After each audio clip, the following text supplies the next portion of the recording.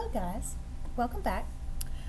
Today we're going to be painting the color wheel that is in our sketchbook, and we're going to be remembering the procedures that we've learned in the past in art class about how to use our paints and all our different procedures.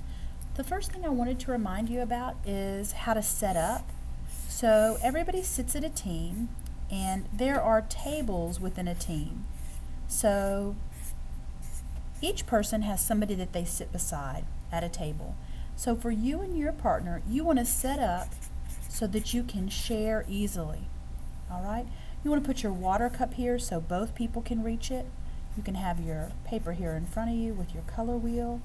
Now you want to also set up your paints here so that both people can reach the paints. Notice the water cup is not on the edge of the table, so that'll help so that it will be less likely to fall off. Each person has their own towel and brush, so you can each have those. You don't need to share that, but you do need to share the paints and water cup. So you want to set those up here so that both people can reach. Once that's done, you're ready to begin. And I'm going to open up my book to my color wheel and paint this. Now, I got new paint containers, so they're separate where they used to be connected, and also the lids don't screw off, they lift off.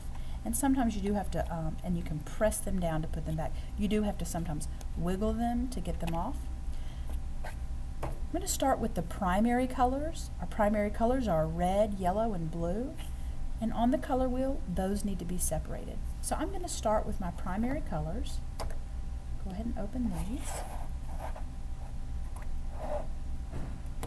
And choose the brush that you want to use. And that's a really small brush. I could probably go a little bit larger than that. But you don't want to go too big because then it can be hard to control the paint in the triangle. So I want to make sure my primaries are separated, because in between, and I'm going to, I'll put red here. In between the primaries, you put the secondary color that the primaries make. Now, notice that I'm just dipping my brush into the paint. I only have the paint there on the tip of my brush. I'm not pushing it down to the bottom of the cup, because you just paint with the bristles of your brush, so that's where you need the paint. And I'm careful to stay in my lines there. I've got my red section done. Now I want to go into the yellow, but I don't want to just put my brush in there because that will mess up my yellow. I need to wash my brush. Okay, it's clean, but it's dripping wet. So that's where my towel comes in, and I have my towel right here to dry my brush. And now I'm ready for my next color, and I'm going to do yellow right here. Again, just dipping my brush and painting my yellow triangle. I'm going to skip the blue for now because I want to see if you know what color is going to go here. What color does red and yellow make? If I mix red and yellow together, what color do I get? It's one of my secondary colors. Primaries, that's these, make secondaries. Red and yellow make orange, so that's the color that I put in between there. And for different ways that you'll use the color wheel as a tool, you have to make sure that they're in the right order. It has to be right. So I'm going to paint this triangle orange.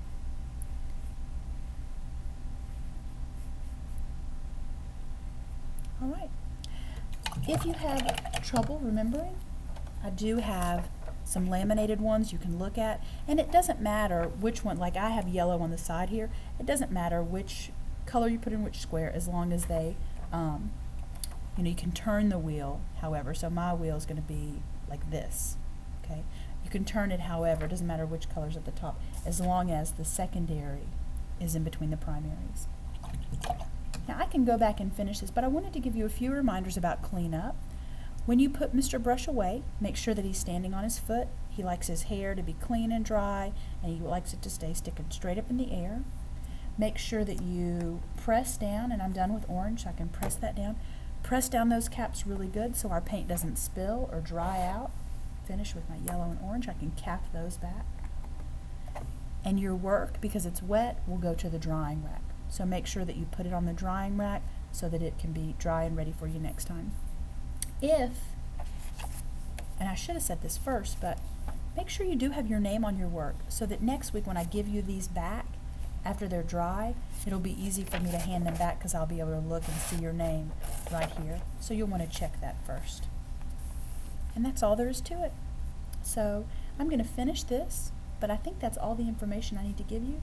So I hope you guys enjoy painting your color wheels today.